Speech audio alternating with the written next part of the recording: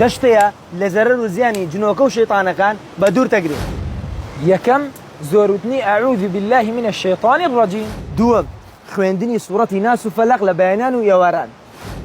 خوێندنی سوورەتی بەقەڕە بەپێی توانە. چوارم وازهێنان لە تاوانەکان زاڵبوونی شەیتان لە کاتی تاوانەکاندایە. پێنجەم زۆر زیکرکردنی خوا.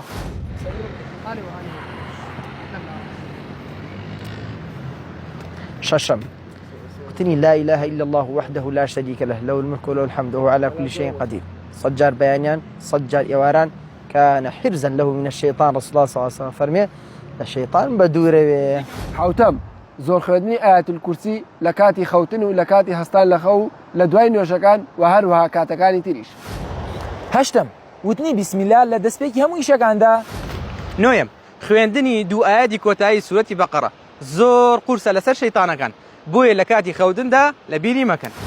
دەیەم و کۆتایی ئەوانەی لە کاتی خەوتنە شەیتان و جنۆکان ئەزیێت تێدەن خەوی ناخۆشی بۆ دروستەکەن بە هەم زیکرە بخوێنێ رسول الله صلى الله عليه وسلم فەرموویەتی ئیتر نەجات هێوێ أعوذ بكلمات الله التامة من غضبه وعقابه وشر عباده ومن شر الشيطان وهمزاته وأن يحضرون.